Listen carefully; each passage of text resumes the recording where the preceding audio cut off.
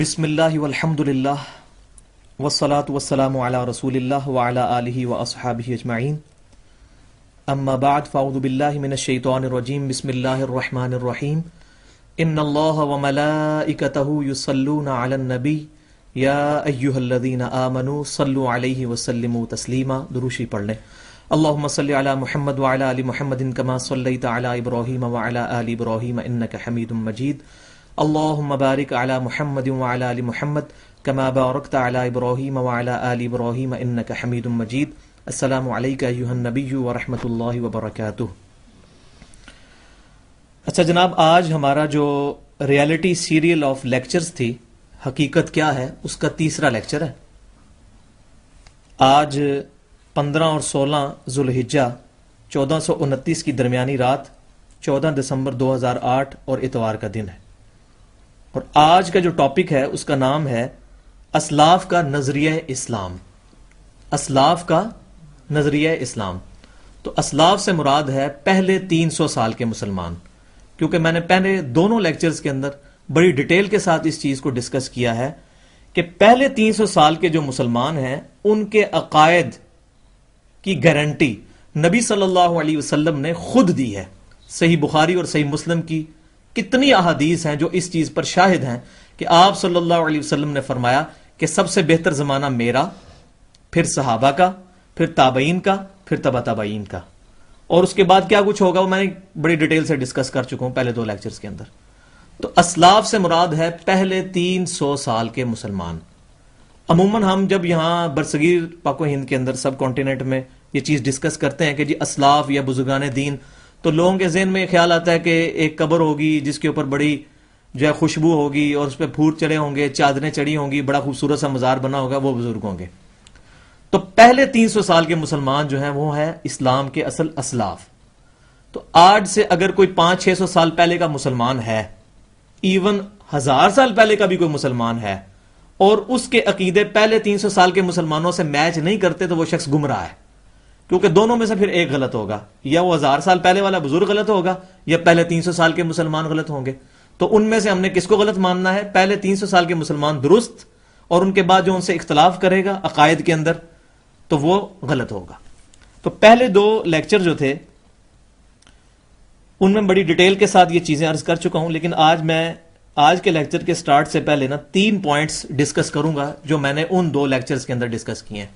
سب سے پہلے پوائنٹ یہ ہے کہ سیدنا ابوبکر صدیق رضی اللہ تعالی عنہ سے لے کر قیامت تک آنے والے آخری مسلمان کی ہدایت صرف قرآن اور صحیح حدیث پر عمل کرنے میں ہے. اس کا لازمی نتیجہ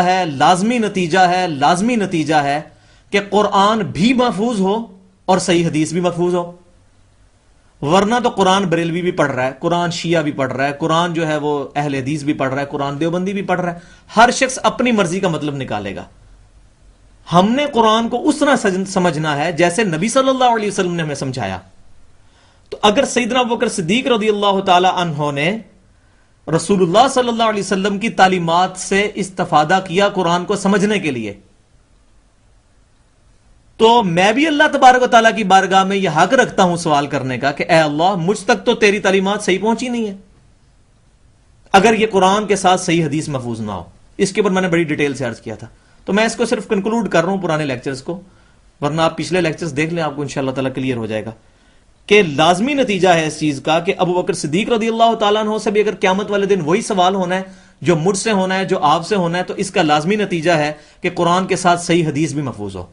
ادروائز قرآن جو ہے یہ کسی شخص کو پڑھ کے لوگ گمراہ بھی ہوں گے، ہدایت بھی شاید اللہ ماشاءاللہ کوئی لوگ حاصل کریں، لیکن زیادہ تر چانس یہی ہے. آپ ہمارے سب کانٹیننٹ میں دیکھ لیں، اتنے مشرکانہ افعال پھیلے ہوئے ہیں. کس وجہ سے پھیلے ہوئے ہیں؟ وہ قرآن سے ہی غلط رزلٹ نکالتے ہیں. تو اس کے اوپر میں نے علیحدہ سے بھی ایک لیکچر دیا تھا کہ پہلی صدی کے اندر، دوسری صدی ہجری کے اندر کس طرح فرقے گمراہ ہوئے، لیکن اکثریت الحمدللہ اس وقت بھی حق پر تھی. پوائنٹ نمبر 2 کہ قرآن کے بعد صحیح احادیث کی کل 8 کتابیں ہیں، جن میں سے پہلی 2 کتابیں جو ہیں صحیح بخاری اور صحیح مسلم، یہ تو 100% صحیح احادیث ہیں. اور باقی 6 کتابیں جو ہیں ان میں more than 80% صحیح احادیث موجود ہیں اور ضعیف احادیث بھی موجود ہیں. اور وہ کیوں ہیں وہ میں پہلے لیکچرز میں بتا چکا ہوں، اس کو میں آج ڈیٹیل سے نہیں بتاؤں گا۔ پہلے نمبر پر ہے صحیح بخاری، 7397 احادیث کا مجموعہ ہے۔ دوسرے نمبر پہ ہے صحیح مسلم، 7563 احادیث کا مجموعہ ہے۔ تیسرے نمبر پر ہے الموطا امام مالک، 1720 روایات کا مجموعہ ہے۔ چوتھے نمبر کے اوپر ہے جامعہ ترمذی، 3956 احادیث کا مجموعہ ہے۔ پانچویں نمبر کے اوپر ہے سنن ابی داؤد، 5274 احادیث کا مجموعہ ہے۔ چھٹے نمبر کے اوپر ہے سنن نسائی، 5761 احادیث کا مجموعہ ہے۔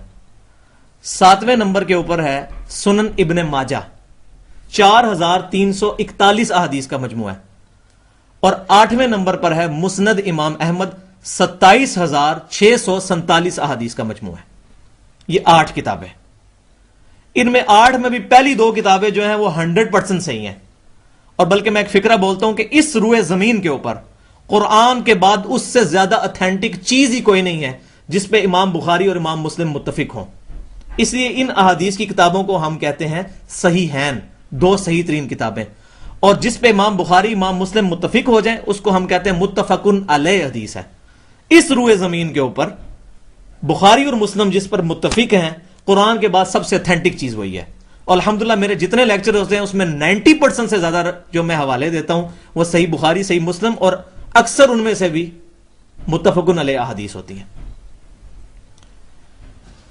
دوسری چیز اس کے اندر، پوائنٹ نمبر 2 کے اندر ہی، وعلیکم السلام، پوائنٹ نمبر 2 میں ہی دوسری چیز یہ ہے کہ یہ 8 کی 8 کتابیں پہلے 300 سال کے اندر لکھی جا چکی تھیں، جن 300 سالوں کی گارنٹی نبی صلی اللہ علیہ وسلم نے خود دی ہے، ان 300 سالوں کے اندر یہ 8 کتابیں لکھی جا چکی تھیں، کیونکہ نبی صلی اللہ علیہ وسلم کی وفات ہوئی ہے 11 ہجری میں، 11 میں 300 جمع کریں تو 311، تو 311 ہجری کے اندر اندر تمام کے تمام آئمہ جنہوں نے احادیث کی یہ 8 کتابیں جمع کی ہیں ان کی وفات ہو چکی تھی۔ پہلے نمبر پر امام بخاری 256 ہجری میں فوت ہوئے، دوسرے نمبر پر امام مسلم 261 ہجری میں فوت ہوئے، تیسرے نمبر پر امام مالک 179 ہجری میں فوت ہوئے، چوتھے نمبر پر امام ابو عیسیٰ ترمذی رحمۃ اللہ علیہ، وہ 279 ہجری میں فوت ہوئے۔ اس کے بعد جو ہے امام ابو داؤد رحمۃ اللہ علیہ، وہ 275 ہجری کے اندر 275 ہجری کے اندر فوت ہوئے۔ اس کے بعد جو ہے سنن نسائی کے جو آتھر ہیں امام نسائی رحمۃ اللہ علیہ، وہ 303 ہجری میں فوت ہوئے ہیں۔ یہ واحد امام ہیں جو 300 سے اوپر گئے ہیں، لیکن 311 کے اندر ہیں، 303۔ اور پھر ابن ماجہ جو کہ فوت ہوئے 273 کے اندر، اور پھر امام احمد بن حنبل جو 241 کے اندر۔ تو ان کے میں نے پورے نام یہاں ذکر نہیں کیے، میں نے صرف اس کو سرسری بیان کیا۔ پچھلے لیکچرز میں نے ان کی پوری کنیت کے ساتھ نام بھی جو ہے ڈیٹیل کے ساتھ ذکر کر دیے۔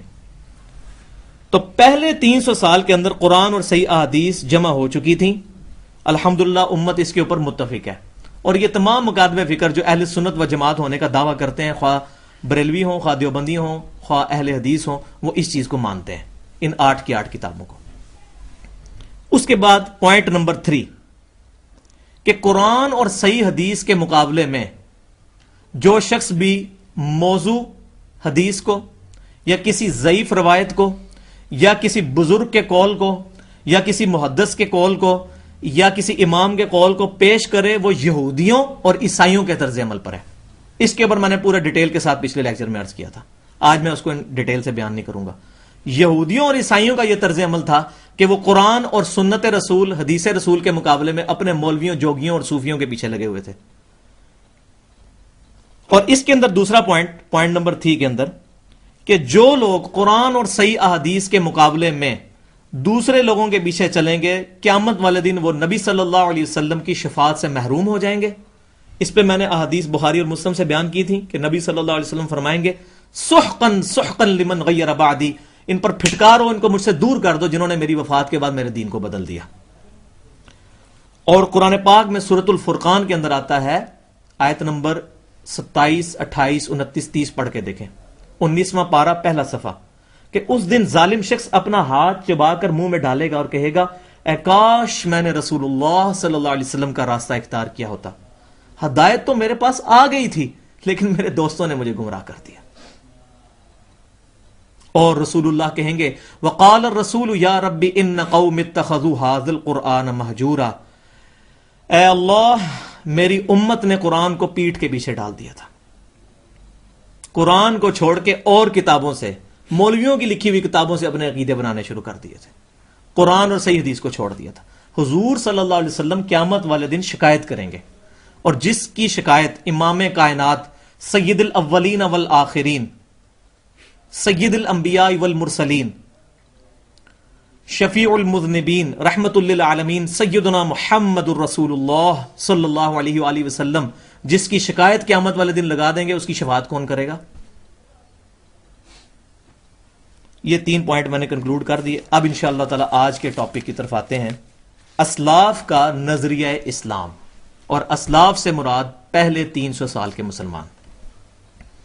تو میں نے آپ سے وعدہ کیا تھا کہ میں پریکٹیکل ایگزامپل سے بتاؤں گا کہ پہلے 300 سال کے مسلمان، ان کے اندر بھی ٹاپ آف دا لسٹ صحابہ کرام، کیونکہ ان کے لیے تو قرآن میں بشارت موجود ہے، رضی اللہ عنہم ورضوا عنہ، اللہ ان سے راضی، وہ اللہ سے راضی. تو ان کی ٹاپ آف دا لسٹ تو وہ آتے ہیں ہمارے پہلے اسلاف کے اندر. ان کی ایگزامپل سے بتاؤں گا کہ جب بھی ان کو قرآن اور حدیث سے کوئی مسئلہ بتایا جاتا تھا اور وہ کوئی اپنا مسئلہ چینج کر چکے ہوتے تھے تو وہ فوراً رجوع کر لیتے تھے.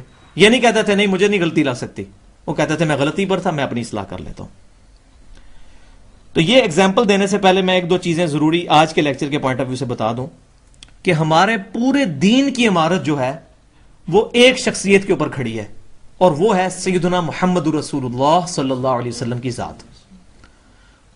ہمارے دین اسلام کی اتھینٹسٹی محمد الرسول اللہ صلی اللہ علیہ وسلم کی زبان مبارک ہے. اس چیز کو بالکل کلیئر کٹ ہمارے ذہن میں ہونا چاہیے. قرآن پاک میں اس کے اوپر بڑی زیادہ آیات ہیں، لیکن میں 2 مین آیات آپ کو بتانے لگوں تاکہ اگلی چیزیں ہمیں سمجھ آنی شروع ہو جائیں. سورہ آل عمران کی 31 نمبر آیت کے اندر اللہ تعالیٰ فرماتا ہے قل ان کنتم تحبون اللہ فاتبعونی یحببکم اللہ. اے نبی صلی اللہ علیہ وسلم ان سے فرماؤ کہ اگر تم دعوے دار ہو نا کہ ہم اللہ سے محبت رکھتے ہیں تو ان کو کہو کہ میری اتباع کرو، رسول اللہ صلی اللہ علیہ وسلم کی، پھر اللہ تم سے محبت کرے گا اور تمہارے گناہوں کو بھی معاف کر دے گا. اور دوسری آیت ہے سورۃ النساء کی 80 نمبر آیت، من یطع الرسول فقد اطاع اللہ. جس نے رسول اللہ کی اطاعت کی تو در حقیقت اس نے اللہ کی اطاعت کی. تو رسول اللہ صلی اللہ علیہ وسلم کا حکم کہاں سے ہمیں پتہ چلے گا؟ صحیح احادیث سے. اور اللہ تعالیٰ کے احکامات قرآن پاک سے پتہ چلیں گے. ان احکامات کو پورا کس طریقے پہ کرنا ہے؟ نبی صلی اللہ علیہ وسلم کے طریقے پر، وہ ہمیں صحیح احادیث سے پتہ چلیں گے. اب ہم اس کو لے کے چلتے ہیں جو آیت تھی جس کے اوپر ہم نے یہ پیوٹ کرنا تھا کہ سورۃ النساء کے اندر 59 نمبر آیت ہے، بسم اللہ الرحمن الرحیم، یا ایھا الذین آمنوا اطیعوا اللہ واطیعوا الرسول واولی الامر منکم فان تنازعتم فی شیء فردوه الی اللہ والرسول ان کنتم تؤمنون باللہ والیوم الآخر. اے ایمان والو اللہ کی اطاعت کرو، رسول کی اطاعت کرو، اور تم میں جو حکمران بنایا جائے اس کی بھی اطاعت کرو. مگر اوپن لائسنس نہیں ہے حکمران کے لیے، آپ اس سے اختلاف کر سکتے ہو، چاہے وہ حکمران استاد کی شکل میں ہو، چاہے خلیفۃ المسلمین کی شکل میں ہو، چاہے کسی امام کی شکل میں ہو، کسی محدث کی شکل میں. اختلاف کرو گے جب تمہارا آپس میں جھگڑا ہو، فردوہ الی اللہ والرسول، تو اپنے معاملے کو پلٹاؤ اللہ اور اس کے رسول کی طرف. کون پلٹائے گا؟ ان کنتم تؤمنون باللہ والیوم الآخر. اگر تمہارا اللہ کے اوپر ایمان ہے اور قیامت کے دن کے اوپر ایمان ہے، تب رسول اللہ کو تم حاکم مانو گے اپنے فیصلے میں، اللہ کو حاکم مانو گے. تو اسی آیت کے تحت فَإِن تَنَازَعْتُمْ فِي شَيْءٍ فَرُدُّوهُ إِلَى اللَّهِ وَالرَّسُولِ. انشاءاللہ میں آج آپ کو ایگزامپلز دیتا ہوں، اور سب سے پہلی ایگزامپل میں نبی صلی اللہ علیہ وسلم کی اپنی حیات مبارکہ سے دوں گا، اور یہ بڑی رکت انگیز حدیث ہے. اس حدیث کو اگر ہم لے لیں تو ہمارے کئی مسائل کلیئر ہو جائیں گے. یہ حدیث موجود ہے جی سنن دارمی کے اندر. امام محمد دارمی رحمت اللہ علیہ المتوفى 255 ہجری امام مسلم کے استاد ہیں، امام ابو داؤد کے استاد ہیں، امام ترمذی کے استاد ہیں، امام نسائی کے استاد ہیں. صحاح ستہ میں 4 اماموں کے استاد ہیں امام محمد دارمی رحمت اللہ علیہ. اور صحیح مسلم کے اندر 71 روایات، 71 احادیث امام مسلم بن حجاج قشیری رحمت اللہ علیہ نے امام محمد دارمی رحمۃ اللہ علیہ سے روایت کی ہیں اپنے استاد سے، 71 روایات۔ وہ میں نے 8 کتابیں جو گنوائی تھیں، ان کے بعد جس کتاب کا نمبر آتا ہے وہ یہ والی کتاب ہے، سنن دارمی۔ سنن دارمی کے مقدمے کے اندر صحیح حدیث ہے۔ سنن دارمی میں ضعیف روایات بھی بہت زیادہ ہیں، لیکن میں صحیح حدیث بیان کر رہا ہوں کہ امام محمد دارمی رحمۃ اللہ علیہ جابر بن عبداللہ رضی اللہ تعالی عنہما سے روایت کرتے ہیں کہ ایک دفعہ نبی صلی اللہ علیہ وسلم تشریف فرما تھے اور سیدنا ابوبکر صدیق رضی اللہ تعالی عنہ بھی ان کے پاس بیٹھے ہوئے تھے۔ اتنے میں سیدنا عمر تشریف لائے رضی اللہ تعالی عنہ۔ انہوں نے تورات کے کچھ صفحے اٹھائے ہوئے تھے اور ان کو پڑھ رہے تھے۔ نبی صلی اللہ علیہ وسلم نے جب سیدنا عمر کو دیکھا تو آپ صلی اللہ علیہ وسلم کا چہرہ مبارک سرخ ہونا شروع ہو گیا، جلال کی وجہ سے غصہ آ گیا آپ کو۔ تو سیدنا ابوبکر صدیق رضی اللہ تعالیٰ عنہ بڑے سمجھدار تھے، انہوں نے یہ فوراً جب چیز آبزرو کی تو انہوں نے کہا اے عمر تیری ماں تجھے گم پائے، یہ عرب کا محاورہ تھا جب غصے میں بولا جاتا تھا، تیری ماں تجھے گم پائے، تو دیکھ نہیں رہا رسول اللہ صلی اللہ علیہ وسلم کس قدر جلال میں ہے تیرے اس عمل کی وجہ سے کہ تو نے تورات کے صفحے اٹھائے ہوئے ہیں۔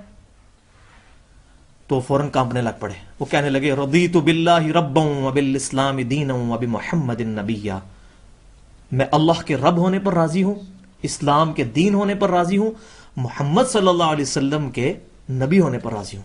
نبی صلی اللہ علیہ وسلم نے اس پر ارشاد فرمایا کہ اے عمر کیا قرآن کے بعد بھی کسی اور چیز سے ہدایت؟ خدا کی قسم یہ تو نے تورات اٹھائی ہوئی ہے، موسیٰ علیہ السلام خود بھی اس وقت دنیا میں اتر آئے اور تم مجھے چھوڑ کے موسیٰ کی پیروی شروع کر دو تو تم گمراہ ہو جاؤ گے، اور وہ بھی دنیا میں اگر اترے تو ان کو بھی میری اتباع کے بغیر کسی اور چیز کا چارہ نہیں ہوگا۔ اس حدیث کے ہوتے ہوئے جو شخص اپنے آپ کو حنفی کہے، اپنے آپ کو جعفری کہے، اپنے آپ کو شافعی کہے، مالکی کہے، حنبلی کہے، وہ فیصلہ اپنا خود اس تصویر میں اپنا رخ خود دیکھ لے کہ جب اللہ تعالی کے نبی صلی اللہ علیہ وسلم ایک اولو العزم پیغمبر موسیٰ علیہ السلام کی پیروی کو بھی رسول اللہ صلی اللہ علیہ وسلم کے مقابلے پر گمراہی کہہ رہے ہیں تو یہ لوگ تو کسی کھاتے میں نہیں آتے۔ تو یہ ہمیں اپنا انالیسز کرنا ہے۔ تو یہ نبی صلی اللہ علیہ وسلم نے ایک سمجھے کہ ٹریک دیا تھا امت کو، اور انہوں نے کیسی پیاری تربیت صحابہ کرام علیہم رضوان کی۔ اسی لیے صحابہ کرام علیہم رضوان جب کسی دوسری صحابی میں کوئی غلطی دیکھتے تھے فوراً اس کو ٹوک دیتے تھے، نہیں نہیں نہیں نہیں ایسے کیوں کیا، نبی صلی اللہ علیہ وسلم تو یوں فرماتے ہیں۔ وہ بھی آگے کہتا تھا اچھا مجھے نہیں پتا تھا، میں رجوع کرتا ہوں۔ کیوں کہ یہ حدیث ان کے سامنے تھی کہ آپ صلی اللہ علیہ وسلم نے فرمایا کہ موسیٰ علیہ السلام بھی اتر آئے اور تم ان کی پیروی کرو اور مجھے چھوڑ دو تم گمراہ ہو جاؤ گے۔ اب ہم آتے ہیں پریکٹیکل ایگزامپل صحابہ کرام علیہم رضوان سے۔ تو پہلی ایگزامپل ہے صحیح بخاری سے۔ اب میں اس کو دوسری ایگزامپل کہہ رہا ہوں، پہلی تو میں نے نبی صلی اللہ علیہ وسلم کی زندگی سے دے دی، ٹوٹل میں نے 10 ایگزامپلز آپ کو بتانی ہے۔ تو دوسری ایگزامپل ہے صحیح بخاری میں کتاب المغازی، ایک چیپٹر ہے غزووں کے بیان کے اوپر۔ اس میں سیدنا عبداللہ بن عباس رضی اللہ تعالی عنہما روایت کرتے ہیں کہ نبی صلی اللہ علیہ وآلہ وسلم کی جب وفات ہوئی تو سیدنا ابوبکر صدیق رضی اللہ تعالیٰ عنہ رسول اللہ صلی اللہ علیہ وسلم کے پاس آئے، آپ صلی اللہ علیہ وآلہ وسلم کے چہرے مبارک سے چادر اٹھائی، آپ کے ماتھے پر بوسہ دیا اور کہا کہ اے اللہ کے نبی صلی اللہ علیہ وسلم، اللہ تعالیٰ آپ پر کبھی بھی 2 موتیں جمع نہیں کرے گا، ایک موت تو آنی تھی وہ آپ کو آ گئی۔ اس کے بعد آپ باہر نکلے تو دیکھا کہ باہر مجمع لگا ہوا ہے اور سیدنا عمر رضی اللہ تعالیٰ عنہ تقریر کر رہے ہیں اس مجمع میں اور کہہ رہے ہیں کہ جو شخص بھی یہ کہے گا کہ محمد صلی اللہ علیہ وسلم فوت ہو گئے ہیں میں اس کی گردن اتار دوں گا۔ آپ اپنی محبت کی وجہ سے کہہ رہے تھے، اور ان کا کچھ اجتہادی غلطی بھی تھی، کیونکہ جب نبی صلی اللہ علیہ وسلم نے، صحیح بخاری مسلم کی حدیث موجود ہے کہ جب آپ نے بشارت دی نا کہ روم بھی فتح ہوگا، ایران بھی فتح ہوگا، یہ بڑی بڑی سپر پاورز گریں گی، تو حضرت عمر اس سے یہ رزلٹ نکالتے تھے کہ یہ نبی صلی اللہ علیہ وسلم کی اپنی زندگی کے اندر ہی ہوگا، لیکن یہ تو ہوا بعد میں، حضرت عمر کے دور کے اندر ایران فتح ہوا اور اس کے بعد روم اور باقی رشیا سارا، آذربائیجان، سیدنا عثمان غنی رضی اللہ تعالیٰ عنہ کے دور میں یہ فتوحات ہوئیں، تو انہوں نے یہ رزلٹ نکالا تھا۔ اس لیے وہ کہتے تھے نہیں نبی صلی اللہ علیہ وسلم جو ہے نا یہ فوت نہیں ہوئے ہیں، یہ ابھی ایسی کنڈیشن میں گئے ہیں جیسے موسیٰ علیہ السلام کوہ طور پہ چلے گئے تھے پھر واپس آ گئے تھے، تو نبی صلی اللہ علیہ وسلم واپس آ جائیں گے۔ اچھا اب یہ وہ اپنی محبت کی وجہ سے کہہ رہے تھے، اور تلوار انہوں نے اٹھائی ہوئی تھی حضرت عمر نے، کون نزدیک لگے، اب سب لوگ ان کی ہاں میں ہاں ملا رہے ہیں۔ سیدنا ابوبکر صدیق آئے، انہوں نے کہا عمر کیا کر رہے ہو، حضرت عمر ان کی بات ہی نہیں سن رہے، تو حضرت ابوبکر صدیق رضی اللہ تعالیٰ عنہ نے اس مجمع کو کہا کہ عمر کو اس کے حال پر چھوڑ دو، تم میری بات سنو.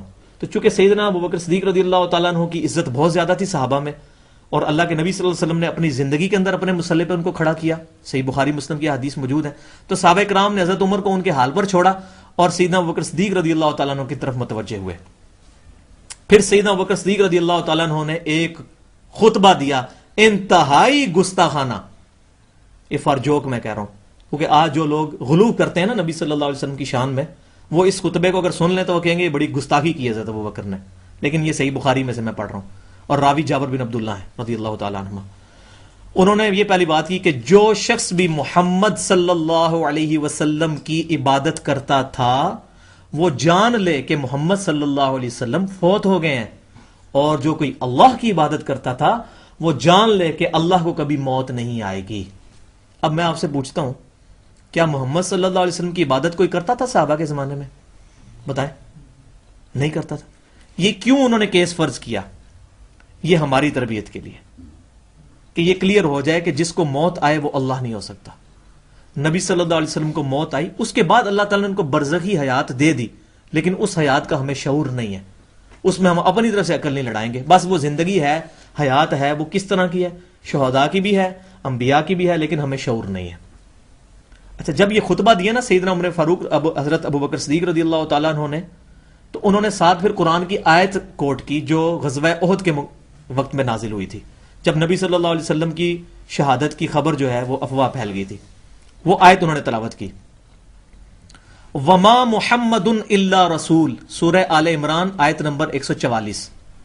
محمد صلی اللہ علیہ وسلم تو نہیں مگر ایک رسول ہی، قد خلت من قبلہ الرسل، اور ان سے پہلے بھی کئی رسول گزر چکے ہیں. افا ام ماتا، اگر ان کو موت آ جائے، او قتل انقلبتم علی اعقابکم، یا یہ قتل کر دیے جائیں، شہید کر دیے جائیں جنگ کے اندر، تو کیا تم دین سے الٹے قدم پھر جاؤ گے؟ اور جو کوئی اپنے دین سے الٹے قدم پھرے گا تو اللہ کا کوئی نقصان نہیں کرے گا، اور جو نہیں پھرے گا اللہ تبارک و تعالیٰ ایسے لوگوں کو، شکر کرنے والوں کو جزا دے گا. یہ سورہ آل عمران کی 144 نمبر آیت انہوں نے فَإِن تَنَازَعْتُمْ فِي شَيْءٍ فَرُدُّوهُ إِلَى اللَّهِ وَالرَّسُولِ کے تحت حضرت عمر کو قائل کرنے کے لیے انہوں نے آیت کوٹ کی. حضرت عمر کہتے ہیں خدا کی قسم جب میں نے یہ آیت سنی تو میرے قدم میرے جسم کا وزن بھی نہیں تھے اٹھا رہے، میرے ہاتھ سے تلوار گر گئی، دھڑم سے نیچے گر پڑے، اور کہا کہ ابو بکر تم نے میری اصلاح کر دی. آج کا کوئی مولوی ہوتا نا تو کیا کرتا؟ کبھی بھی نہ مانتا. یہ تھا صحابہ کرام ہمارے اسلاف کا عقیدہ کہ وہ کس طرح فَإِن تَنَازَعْتُمْ فِي شَيْءٍ فَرُدُّوهُ إِلَى اللَّهِ وَالرَّسُولِ کے تحت جب ان کو آیت پتہ چلتی تھی وہ فوراً اپنے آپ کو رجوع کر لیتے تھے، حدیث پتہ چلی رجوع کر لیا.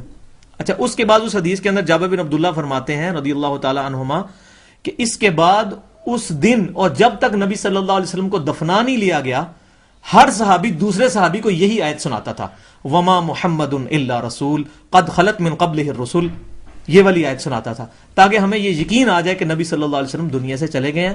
اور اس کی وجہ سے ہم نے اپنے دین سے الٹے قدم نہیں پھرنا، کیونکہ ہم نے نبی صلی اللہ علیہ وسلم کے لیے تو کلمہ نہیں پڑھا تھا، ہم نے تو اپنی ذات کو خود آخرت میں اللہ کی بارگاہ میں سرخرو کرنے کے لیے کلمہ پڑھا تھا، اللہ کی توحید مانی تھی، نبی صلی اللہ علیہ وسلم کی مطابقت کا وعدہ کیا تھا. یہ کلیئر ہو گیا. اس کے بعد ہم چلتے ہیں جی ایگزامپل نمبر 3 کے اوپر. صحیح بخاری اور صحیح مسلم کے اندر، صحیح بخاری میں چیپٹر ہے کتاب المناقب اور صحیح مسلم کے اندر چیپٹر ہے کتاب الفضائل. اس کے اندر سیدنا ابو ہریرہ رضی اللہ تعالیٰ عنہ روایت کرتے ہیں کہ ایک دفعہ سیدنا حسان بن ثابت رضی اللہ تعالیٰ عنہ یہ مسجد نبوی میں بیٹھے ہوئے تھے اور نعتیہ اشعار پڑھ رہے تھے. اچھا، حضرت عمر وہاں سے گزرے تو انہوں نے دیکھا یہ گنگنا رہے ہیں شعر، تو حضرت عمر نے بڑے غصے سے یوں دیکھنا شروع کر دیا ان کی طرف. تو حسان بن ثابت نے ان کے غصے کے جواب میں، اتنا روب تھا حضرت عمر کا اس کے باوجود، انہوں نے کہا عمر مجھے اس طرح تیکھی نظریں کر کے نہ دیکھ، تجھ سے بہتر شخصیت مسجد نبوی میں موجود تھی اور میں ان کی موجودگی میں یہ شعر پڑھا کیا کرتا تھا، آپ نے مجھے کبھی منع نہیں کیا. اب حضرت عمر تھوڑے سے جو ہے نا وہ شرمندہ ہوئے، ان کا اس پر گواہی لا، ان کا یہ ابو ہریرہ بیٹھے میرے پاس. حضرت ابو ہریرہ سے پوچھا ہے عمر، حضرت عمر نے پوچھا کہ ابو ہریرہ بتاؤ ایسی بات ہے؟ ان کا حضرت ابو ہریرہ نے کہا کہ میں گواہی دیتا ہوں کہ حسان بن ثابت رضی اللہ تعالیٰ عنہ رسول اللہ صلی اللہ علیہ وسلم کی موجودگی میں آپ صلی اللہ علیہ وسلم کے لیے نعتیہ شعر پڑھا کرتے تھے، بلکہ آپ صلی اللہ علیہ وسلم نے تو دعا فرمائی تھی، اے اللہ جبرائیل کے ذریعے حسان بن ثابت کی مدد فرما. کہ آپ صلی اللہ علیہ وسلم نے حسان بن ثابت کے لیے دعا کی. جب یہ حضرت عمر نے بات سنی تو فوراً شرمندہ ہوئے اور وہاں سے چلے گئے. اب دیکھیں حضرت عمر نے بھی ایکسیپٹ کیا اور حسان بن ثابت نے بھی حضرت عمر کے غصے کی پرواہ نہیں کی ہے، ان کو یہ کلیئر کٹ بتا دی ہے. ایگزامپل نمبر 4، سنن ابی داؤد کے اندر کتاب الفرائض چیپٹر کے اندر اور جامعہ ترمذی میں کتاب الدیات چیپٹر کے اندر یہ حدیث موجود ہے کہ سیدنا سعید رضی اللہ تعالیٰ عنہ روایت کرتے ہیں کہ حضرت عمر فاروق رضی اللہ تعالیٰ عنہ اپنے زمانے کے اندر یہ فتویٰ دیا کرتے تھے کہ شوہر کی جو دیت ہے اس میں سے اس کی بیوی کو کوئی حصہ نہیں ملے گا. دیت یہ ہے کہ شوہر کو کسی نے قتل کر دیا تو جس نے قتل کیا ان سے دیت لی جاتی ہے، اونٹوں کی شکل میں، پیسے کی شکل میں، رقم کی شکل میں. تو وہ کہتے تھے کہ بیوی کو اس میں سے حصہ نہیں ملے گا، باقی رشتہ داروں کو ملے گا. اچھا، اب یہ ان کا اجتہاد تھا. اس چیز کی خبر جب ایک صحابی کو پہنچی، ان کا نام تھا سیدنا ضحاک بن سفیان رضی اللہ تعالیٰ عنہ. انہوں نے حضرت عمر کو ایک لیٹر لکھا، خود نہیں آئے، ایک لیٹر لکھا جس پہ انہوں نے کہا کہ اے امیر المومنین، آپ یہ جو فتویٰ دے رہے ہیں یہ غلط ہے، کیونکہ نبی صلی اللہ علیہ وسلم کے زمانے میں سیدنا اشیم دبابی رضی اللہ تعالیٰ عنہ جب ان کو قتل کر دیا گیا تھا تو ان کی دیت کا حصہ ان کی بیوی کو نبی صلی اللہ علیہ وسلم نے خود دلوایا تھا، اور آپ اس کے مخالف فتویٰ دے رہے ہیں. تو حضرت عمر کو جب یہ لیٹر پہنچا تو انہوں نے کہا میں اپنے فتوے سے رجوع کرتا ہوں. انہوں نے اس کو جو کیس ان کی بارگاہ میں آیا تھا ان کے لیے انہوں نے فیصلہ کر دیا کہ اس کو بھی بیوی کو بھی حصہ دیا جائے. ایگزامپل نمبر 5، اس ایگزامپل سے پہلے میں تھوڑی سی بات کرنا چاہتا ہوں، بڑی امپورٹنٹ ہے. وہ یہ ہے کہ 6 صحابہ ایسے ہیں جنہوں نے کثرت کے ساتھ احادیث کو روایت کیا ہے. سب سے پہلے نمبر پہ ہیں سیدنا ابو ہریرہ رضی اللہ تعالی عنہ، المتوفی 59 ہجری، نبی صلی اللہ علیہ وسلم کی وفات کے بعد 48 سال تک زندہ رہے ہیں وہ. دوسرے نمبر پہ ہیں سیدنا عبداللہ بن عمر رضی اللہ تعالی عنہما، المتوفی 74 ہجری، نبی صلی اللہ علیہ وسلم کی وفات کے بعد 63 سال تک زندہ رہے ہیں. تیسرے نمبر کے اوپر ہیں سیدنا انس بن مالک رضی اللہ تعالی عنہ، المتوفی 93 ہجری، نبی صلی اللہ علیہ وسلم کی وفات کے بعد 82 سال تک زندہ رہے. چوتھے نمبر پہ ہیں سیدہ عائشہ رضی اللہ تعالی عنہا، یہ 58 ہجری میں فوت ہوئی، نبی صلی اللہ علیہ وسلم کی وفات کے بعد 47 سال تک زندہ رہی. پانچویں نمبر پہ ہیں سیدنا جابر بن عبداللہ رضی اللہ تعالی عنہما، المتوفی 74 ہجری، یہ بھی نبی صلی اللہ علیہ وسلم کی وفات کے بعد 63 ایئرز تک زندہ رہے اور احادیث کا سلسلہ آگے ان کے ذریعے سے پہنچا. اور چھٹے نمبر کے اوپر ہیں سیدنا عبداللہ بن عباس رضی اللہ تعالی عنہما، المتوفی 68 ہجری، نبی صلی اللہ علیہ وآلہ وسلم کی وفات کے بعد 57 سال تک یہ زندہ رہے ہیں اور احادیث کا سلسلہ آگے پہنچا. تو یہ 6 صحابہ جو ہیں تقریباً احادیث کے ذخیرے میں 40% سے زیادہ احادیث ان 6 صحابہ سے مروی ہیں. ان میں بھی پہلے نمبر پہ کون ہے؟ سیدنا ابو ہریرہ رضی اللہ تعالیٰ عنہ، اور دوسرے نمبر پر عبداللہ بن عمر. تو اصل میں عبداللہ بن عمر کا میں تعارف کروانا چاہ رہا تھا کہ عبداللہ بن عمر جو ہیں کتنی امپورٹنٹ پرسنالٹی ہیں اسلام کے اندر. ان کو شیدائی سنت کہا جاتا ہے کیونکہ یہ نبی صلی اللہ علیہ وسلم کی اس قدر مطابقت کرتے تھے کہ حج کے سفر کی حدیث پڑھیں بخاری اور مسلم میں، جہاں جہاں نبی صلی اللہ علیہ وسلم نے اپنا اونٹ مبارک روکا تھا وہاں یہ اونٹ بھی روکتے تھے، کہتے تھے نبی نے روکا ہے، حالانکہ دین کا حصہ نہیں تھا. اتنی مطابقت کرتے تھے نبی صلی اللہ علیہ وسلم کی. اب آپ کو اندازہ ہو جائے گا، آندہ ان کی کچھ ایگزامپلز آ رہی ہیں کہ وہ اس معاملے میں کتنے اسٹرکٹ تھے. تو عبداللہ بن عمر رضی اللہ تعالی عنہما کے بارے میں نبی صلی اللہ علیہ وسلم نے خود فرمایا، صحیح بخاری اور صحیح مسلم کی حدیث ہے، کتاب المناقب چیپٹر صحیح بخاری کا اور صحیح مسلم کا کتاب الفضائل، رجل صالح، عبداللہ بن عمر نیک مرد ہے. کس نے گارنٹی دی ہے؟ نبی صلی اللہ علیہ وسلم نے. ہمارے نیک ہونے کی گارنٹی نہیں دے سکتا. رجل صالح، اور واقعی وہ رجل صالح تھے، وہ نیکی کے راستے میں کسی کی پرواہ نہیں کرتے تھے. ابھی آپ کو پتہ چلے گا. جامعہ ترمذی میں چیپٹر ہے ابواب الحج، اس چیپٹر کے اندر حج تمتع کے بیان میں امام ترمذی رحمۃ اللہ علیہ اس روایت کو لے کے آئے ہیں. حج تمتع یہ ہوتا ہے، اس وقت دنیا میں 99% مسلمان حج تمتع ہی کر رہے ہیں. حج تمتع یہ ہے کہ ایک ہی سفر میں حج اور عمرے کو جمع کر دیا جائے. یہاں سے ہم پاکستان سے جب جاتے ہیں تو عمرے کا احرام باندھ کے جانتے ہیں، وہاں جا کے ہم عمرہ کر کے احرام کھول دیتے ہیں کیونکہ حج کے دن ابھی کافی پڑے ہوتے ہیں. اسی طرح جو بعد میں جاتے ہیں والے مدینہ شریف جاتے ہیں، جو بہت پہلے چلے جاتے ہیں پہلے مدینہ شریف جاتے ہیں، تو مدینے سے عمرے کا حج عمرے کا احرام باندھ کے آتے ہیں تو عمرے کا احرام کھول دیا جائے، پھر حج کے جب دن آئیں 8 ذوالحجہ تو پھر دوبارہ حج کے لیے جو ہے وہ احرام باندھا جائے. اس کو کہتے ہیں کہ ایک ہی سفر میں آپ نے حج اور عمرے کو جمع کیا. تو سیدنا عمر فاروق رضی اللہ تعالی عنہ نے اپنے زمانے میں پولیٹیکل ڈیسیژن لیا، سیاسی ڈیسیژن تھا ان کا، کہ حج تمتع کوئی نہیں کرے گا. کیوں؟ وہ یہ کہتے تھے کہ لوگ حج تمتع کرتے ہیں، عمرہ بھی کر کے حج بھی کر کے چلے جاتے ہیں، پورا سال خانہ کعبہ ویران پڑا رہتا ہے. تو انہوں نے کہا کہ آپ نے اگر عمرہ کرنا ہے تو دوبارہ سے آیا کریں، حج آپ اسی طرح ہی کیا کریں، حج تمتع نہ کیا کریں. آج والا صاحب تو نہیں تھا نا کہ ایئر فلائٹس چل رہی ہیں، ایئر لائنز چل رہی ہیں کہ لاکھوں لوگ پاکستان سے ہر سال عمرہ کرتے ہیں تو خانہ کعبہ پورا سال بھرا رہتا ہے. اس وقت تو لوگ اتنا مشقت سے سفر کرتے تھے اور اتنا اسلام بھی پھیلا نہیں ہوا تھا. تو یہ ڈیسیژن انہوں نے کیا. اب آپ کو یہ ساری بیک گراؤنڈ سمجھ آئی. اب آپ کو یہ روایت سمجھ آئے گی جامعہ ترمذی کی ابواب الحج چیپٹر میں. عبداللہ بن عمر رضی اللہ تعالیٰ عنہما کے پاس ایک شخص آیا، شام کا رہنے والا تھا. وہ کہنے لگا حضرت یہ بتائیں کہ حج تمتع کرنا کیسا ہے؟ انہوں نے کہا کہ سنت ہے. انہوں نے کہا آپ کے والد تو روکتے ہیں اسے. انہوں نے اتنا پیارا فکرہ بولا. انہوں نے کہا کہ یہ بتاؤ کہ اگر کسی معاملے میں نبی صلی اللہ علیہ وسلم ایک چیز ارشاد فرما دیں اور میرا باپ عمر اس کی مخالفت میں کوئی بات کرے تو کیا نبی صلی اللہ علیہ وسلم کی بات مانی جائے گی یا میرے باپ عمر کی بات مانی جائے گی؟ کتنی گستاخی کی اپنے والد کی، اس شخص کی جس کو کہا گیا ہے کہ میرے بعد کوئی نبی ہوتا تو عمر ہوتا. لیکن وہی ہے فَإِن تَنَازَعْتُمْ فِي شَيْءٍ فَرُدُّوهُ إِلَى اللَّهِ وَالرَّسُولِ. اس نے کہا، ظاہر ہے وہ بھی مومن تھا، وہ کہنے لگا کہ حضرت رسول اللہ کی بات ہی مانی جائے گی.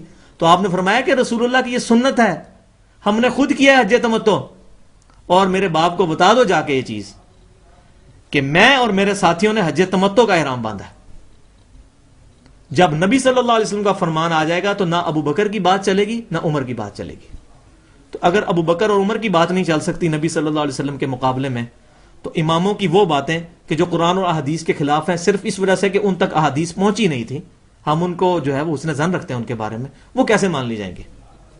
اچھا، اس کے بعد ایگزامپل نمبر 6، صحیح بخاری میں اور صحیح مسلم میں کتاب الحج چیپٹر کے اندر سیم کیس ہے سیدنا علی کا اور سیدنا عثمان کا. سیدنا عثمان غنی رضی اللہ تعالیٰ عنہ نے بھی اپنے دور کے اندر حج تمتع پہ پابندی لگا دی. تو سیدنا علی کو کسی نے جا کے بتا دیا. سیدنا علی نے جو ہے وہ خط لکھا حضرت عثمان غنی کو کہ یہ تم کیا کام کر رہے ہو. تو انہوں نے کہا کہ اے علی جو تم نے کرنا ہے نا وہ کر لو، یہ میں نے ڈیسیژن کیا ہے. تو انہوں نے کہا اچھا یہ بات ہے. تو انہوں نے کہا کہ اے اللہ میں تیرے نبی کی سنت کو پورے کرتے ہوئے اور کسی بھی شخص کی پرواہ نہ کرتے ہوئے حج تمتع کا ارادہ کرتا ہوں. حج تمتع کیا انہوں نے. آج الحمدللہ پریکٹیکلی اللہ تبارک و تعالیٰ نے یہ چیز بتا دی ہے کہ حج تمتع کے خلاف جو ڈیسیژن تھا پولیٹیکل، چاہے وہ سیدنا عمر کا تھا یا سیدنا عثمان کا تھا، وہ پریکٹیکلی فیل ہے. کیونکہ کوئی بھی حج تمتع سارے لوگ مسلمان کر رہے ہیں، 99% مسلمان حج تمتع ہی کر رہے ہیں. حج قران حج افراد تو بہت تھوڑے لوگ کرتے ہیں. تو یہ پریکٹیکلی بھی اللہ تبارک و تعالیٰ نے نبی صلی اللہ علیہ وسلم کی سنت کو زندہ رکھا. ایگزامپل نمبر 7، جامعہ ترمذی میں کتاب الحدود چیپٹر ہے، اس کے اندر یہ حدیث موجود ہے کہ سیدنا علی کرم اللہ وجہ الکریم نے اپنے دور کے اندر کچھ لوگ اسلام سے پھر گئے تھے، مرتد ہو گئے تھے، تو ان کو زندہ جلوا دیا. جب سیدنا عبداللہ بن عباس رضی اللہ تعالی عنہما کو یہ بات پہنچی کہ حضرت علی کرم اللہ وجہ الکریم نے مرتدین کو زندہ جلا دیا ہے، تو انہوں نے کہا کہ اے علی یہ تم نے کیا کیا؟ یہ سزا تو خاص اللہ تعالیٰ کے ساتھ ہے کہ اللہ تعالیٰ جو ہے وہ کافروں کو جلائے گا دوزخ کے اندر، اور نبی صلی اللہ علیہ وسلم تو جلایا نہیں کرتے تھے مرتد کو، بلکہ قتل کروایا کرتے تھے. یہ تم نے غلط کام کیا. تو حضرت علی نے کہا مجھ سے غلطی ہوگی، آئندہ میں ایسا نہیں کروں گا، میں اللہ تعالیٰ کی طرف رجوع لاتا ہوں. فَإِن تَنَازَعْتُمْ فِي شَيْءٍ فَرُدُّوهُ إِلَى اللَّهِ وَالرَّسُولِ.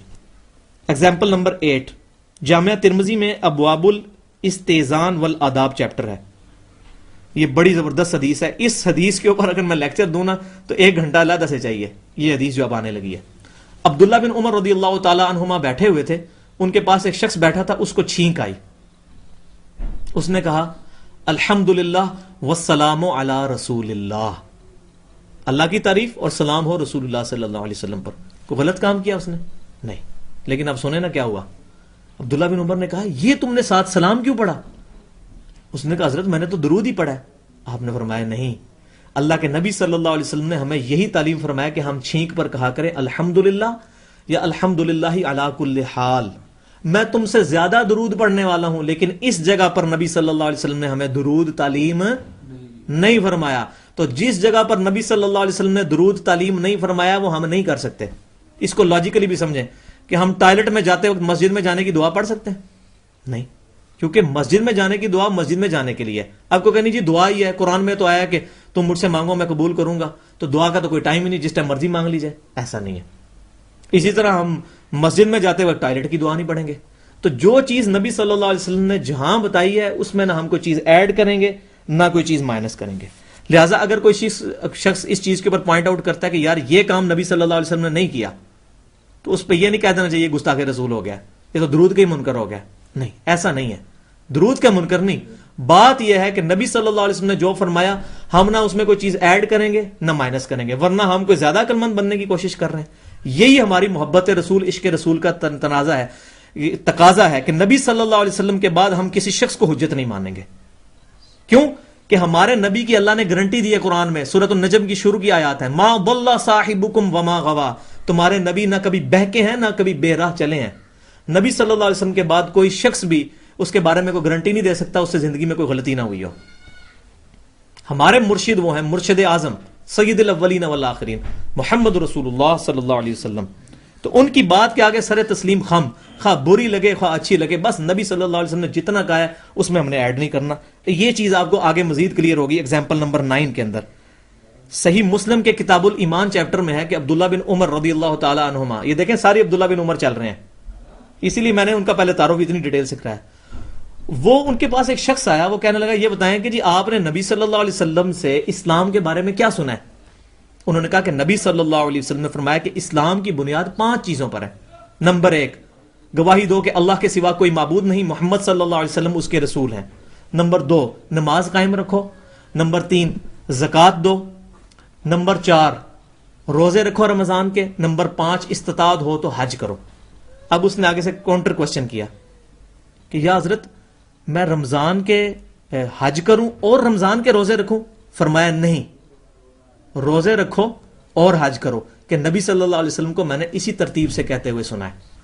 تو جو لوگ ترتیب نہیں چینج کرتے ہیں، جو کہتے ہیں نہیں 1 جمع 2 برابر ہے 3، 2 جمع 1 کو 3 نہیں ہم نے مانا، کیونکہ نبی صلی اللہ علیہ وسلم نے فرمایا تھا 1 جمع 2 برابر ہے 3.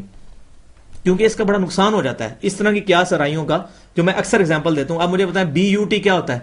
بٹ. لیکن اسی انالوجی پہ PUT پٹ نہیں ہوتا، پٹ ہوتا ہے. آپ کوئی قیاس کریں نہیں بٹ ہے تو پٹ ہونا چاہیے، نہیں. ڈکشنری بتاتی ہے BUT بٹ، PUT پٹ. اسی طرح نبی صلی اللہ علیہ وسلم، اسلام کی ڈکشنری، میں نے اس کے اوپر پہلا لیکچر اسی کے اوپر تھا کہ اسلام کی ڈکشنری قرآن اور صحیح حدیث ہے. ہر معاملہ اس کے اوپر پیش کیا جائے گا، جس کا میچ کرے گا اسی کی بات درست ہوگی، ادروائز وہ اس کی چیز غلط ہوگی. آخری ایگزامپل نمبر 10 ہے، صحیح بخاری اور صحیح مسلم دونوں کے اندر یہ حدیث موجود ہے کتاب الحج چیپٹر میں، کہ سیدنا عمر فاروق رضی اللہ تعالیٰ عنہ اور امام مسلم اس کی کم از کم 8 روایتیں لے کے آئے ہیں. حجر اسود کے پاس آئے، حجر اسود کو چوما انہوں نے اور کہا کہ اے حجر اسود تو ایک پتھر ہی تو ہے، نہ تو کسی کو نفع دے سکتا ہے نہ کسی کو نقصان. خدا کی قسم اگر میں رسول اللہ صلی اللہ علیہ وسلم کو اس حال میں نہ دیکھتا کہ وہ تجھے چوم رہے تھے تو میں تجھے چومتا بھی نہ. اب اس میں انہوں نے بالکل کلیئر کٹ بتا دیا کہ ہم نبی صلی اللہ علیہ وسلم کی اتباع میں پتھر کو چوم رہے ہیں، اور یہ پتھر کسی کو نفع نقصان نہیں دیتا. کون سا پتھر؟ جو اس دنیا میں سب سے متبرک پتھر ہے. تو جو قبروں کے اوپر پتھر پڑے ہوئے ہیں اور لوگ ان کو اپنے جسموں کے اوپر ملتے ہیں. اب میں ان کو یہ کہتا ہوں کہ سیدنا عمر فاروق رضی اللہ تعالیٰ عنہ کا فتویٰ سامنے ہے، وہ اگر ان کو اس حال میں دیکھ لیں تو کیا ان کے اوپر حکم لگائیں؟ یہ اپنی طرف سے جو ہے وہ جی حجر اسود کو بھی تو چومتے ہیں. تو سیدنا عمر نے عقیدہ کلیئر کر دیا کہ کیوں چومتے ہیں. ہاں اگر ہمارے یہاں مزار جتنے موجود ہیں ان کے پتھروں کو نبی صلی اللہ علیہ وسلم نے چوما ہے، ہم آج پہلے چومنے کے لیے تیار ہیں. اور ساتھ انہوں نے فرمایا کہ تو نفع نقصان بھی نہیں کسی کو دے سکتا، نفع نقصان اللہ کے ہاتھ میں ہے. وَإِن يَمْسَسْكَ اللَّهُ بِضُرٍّ فَلَا كَاشِفَ لَهُ إِلَّا هُ. اور اللہ تعالیٰ کسی کو اگر ضرر سے پکڑ لے تو اس کی ضرر سے کوئی چھڑا نہیں سکتا مگر اللہ.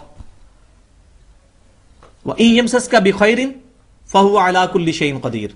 اور اگر اللہ تعالیٰ کسی کے لیے خیر کا دروازہ کھول دے تو وہ ہر چیز پر قادر ہے. یہ تربیت ہوئی ہوئی تھی ان کی. یہ سورۃ الانعام کی آیت ہے، سورہ یونس میں بھی آتی ہے. تو یہ صحابہ کرام علیہم رضوان اسلاف، اس طرح کی سینکڑوں ایگزامپلز موجود ہیں، لیکن ٹائم تھوڑا ہے، میں نے اس کو بریفلی عرض کیا ہے. اب آخر میں کچھ چیزیں اس اعتبار سے کنکلوڈ کر رہا ہوں جو ہمارے سب کانٹیننٹ کے حوالے سے میں سمجھتا ہوں بڑی امپورٹنٹ ہے. وہ یہ ہے کہ پہلے 300 سال کا مبارک دور جب ختم ہوا اور چوتھی صدی ہجری شروع ہوئی تو اس وقت پھر مسلمانوں پر ایک قیامت ٹوٹی کہ اماموں کی تقلید کا سلسلہ شروع ہوا، جو کہ اماموں کی تعلیمات نہیں تھی. میں پہلے بتا چکا ہوں. شاہ ولی اللہ محدث دہلوی رحمۃ اللہ علیہ المتوفی 1176 ہجری، انہوں نے حجت اللہ البالغہ میں یہ ساری بحث کی ہے جو میں نے پچھلے لیکچر میں بتائی ہے کہ اماموں کا اس میں کوئی قصور نہیں ہے. اس وقت دنیا میں مشہور 5 فقہ چل رہی ہیں. نمبر 1 سیدنا امام محمد جعفر رحمۃ اللہ تعالی علیہ المتوفی 148 ہجری، یہ سب سے پرانے امام ہیں اور اہل بیت میں سے ہیں. ہم لوگ بات سمجھتے ہیں شاید یہ رافضی تھے معاذ اللہ. صحیح بخاری اور صحیح مسلم میں درجنوں حدیثیں امام جعفر سے روایت ہیں. یہ جو حج کی حدیث ہے نا، نبی صلی اللہ علیہ وسلم کے حج کا بیان جابر بن عبداللہ سے، بخاری اور مسلم میں، اس کے راوی امام جعفر ہیں. وہ کہتے ہیں میں نے اپنے والد امام باقر سے سنا، اور امام باقر کہتے ہیں کہ میں جابر بن عبداللہ کے پاس گیا تو ان سے میں نے جا کے پوچھا نبی صلی اللہ علیہ وسلم حج کیسے کرتے تھے. جب ان کو پتا ہے وہ نابینا ہو چکے تھے آخری عمر میں، تو ان کو جب پتا چلا کہ میں اہل بیت میں سے ہوں تو انہوں نے میرے یہ سینے کے بٹن کھولے اور اس پہ ہاتھ رکھا اور یوں پھیرا اور بڑا مجھ سے پیار کیا اور کہا کہ تم میرے نبی کی اولاد میں سے ہو. امام باقر کون تھے؟ امام زین العابدین کے بیٹے. امام زین العابدین امام حسین کے، اور امام حسین سیدنا علی کے. تو امام جعفر جو ہیں یہ سب سے پرانے امام ہیں فقہ کے اماموں میں، اور ان کی حدیث بخاری اور مسلم میں موجود ہیں. تو یہ اہل سنت کے امام ہیں. البتہ اس وقت تو ان کے ساتھ فقہ جعفریہ منسوب ہے، یہ تعریف ہو چکی ہے. یہ ان کی فقہ نظر نہیں آتی، اس کے اندر کافی سارے مسائل قرآن اور حدیث کے خلاف ہیں. دوسرے نمبر پر ہیں امام ابو حنیفہ رحمۃ اللہ تعالی علیہ. نعمان بن ثابت ان کا نام تھا، المتوفی 150 ہجری. یہ شاگرد تھے امام جعفر صادق کے، یہ ان کے شاگرد تھے. انہی کی تربیت کی وجہ سے یہ آگے چلے اور انہوں نے فقہ بنائی. یہ جو اکثر لوگ ہم سے پوچھ دیتے ہیں نا، جی بتائیں جی فلاں پہلے کون امام تھا، فلاں کون تھا، تو سب سے پہلے امام کون تھے؟ امام جعفر. ٹھیک ہے، اگر اماموں کو آنکھیں بند کر کے ماننا ہے تو پھر پہلے فقہ جعفریہ کو مانا جائے. تو ان کی بھی ایک فقہ ہے فقہ حنفی، جو تقریباً 2/3 قرآن اور حدیث کے خلاف ہے. کیونکہ امام حنیفہ رحمۃ اللہ علیہ کی اپنی کوئی کتاب ہے نہیں ہے تو لوگوں نے ان کی طرف چیزیں منسوب کر دی. وہ میں نے پچھلی دفعہ بتایا تھا، سیدنا عیسیٰ کا کیس ہے، بالکل سیم اینالوجی ہے. تیسرے نمبر پہ ہے امام مالک رحمۃ اللہ علیہ. امام مالک جو ہے یہ امام حنیفہ رحمۃ اللہ علیہ کے ہم اثر ہیں، المتوفی 179 ہجری. ان کی بھی ایک فقہ ہے، فقہ مالکی کہلاتی ہے وہ. چوتھے نمبر پر امام محمد بن ادریس شافعی رحمۃ اللہ علیہ، المتوفی 204 ہجری. یہ امام مالک کے شاگرد ہیں، ان کی بھی فقہ شافعی مشہور ہے. اور پانچویں نمبر پہ ہے سیدنا امام احمد بن حنبل رحمۃ اللہ تعالی علیہ، المتوفی 241 ہجری. ان کی فقہ حنبلی ہے. تو یہ 5 کی 5 فقہ اس وقت مشہور جو دنیا میں فقہ چل رہی ہیں وہ یہ 5 فقہ ہیں. اور ان میں سمجھتا ہوں کہ امام احمد بن حنبل رحمۃ اللہ علیہ ہیں، ان کی جو پرسنالٹی ہے المتوفی 241 ہجری، یہ بڑی ڈومیننٹ ہے. کیونکہ یہ جو ہیں انہوں نے جب پچھلے فقہوں کو اسٹڈی کیا، فقہ میں غلطیاں دیکھیں جو، تو انہوں نے اس چیز کا ڈیسیژن کیا کہ ہم ایمفسائز کریں گے حدیثیں اکٹھی کرنے کے اوپر. تو ان کی تربیت کا نتیجہ تھا کہ صحیح ستہ کی 4 کتابیں وجود میں آئی ہیں. صحیح بخاری، امام بخاری شاگرد ہیں امام احمد بن حنبل کے. امام مسلم بھی شاگرد ہیں امام احمد بن حنبل کے. امام ترمذی بھی شاگرد ہیں امام احمد بن حنبل کے. اور امام ابو داؤد بھی شاگرد ہیں امام احمد بن حنبل کے. اور امام احمد بن حنبل کی اپنی کتاب بھی ہے مسند امام احمد.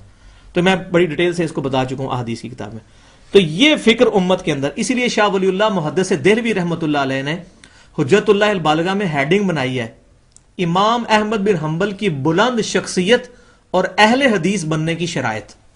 تو انہوں نے بتایا کہ اہل حدیث جو محدثین تھے پہلے 300 سال کے مسلمان، ان میں جو ڈومیننٹ پرسنالٹی ہیں وہ امام احمد بن حنبل کی پرسنالٹی ہے. تو یہ اہل حدیث کا لفظ، اصحاب الحدیث کا لفظ، یہ شروع سے چلتا آ رہا ہے. اہل سنت و جماعت بھی اس کو کہتے ہیں، اصحاب الحدیث بھی کہتے ہیں، اہل حدیث بھی کہتے ہیں. تو جس کا بھی معاملہ قرآن اور صحیح حدیث کے اوپر ہوگا وہ اہل حدیث ہوگا، خواہ وہ بریلوی ہو، خواہ دیوبندی ہو، خواہ اہل حدیث ہو، کسی بھی فرقے سے ہے. اگر اس کے معاملات قرآن اور صحیح حدیث کے اوپر ہیں وہ اہل حدیث ہوگا. وہ پہلے 300 سال کے مسلمان جو اسلاف ہیں ہمارے، ان کے عقیدے کے اوپر ہوگا.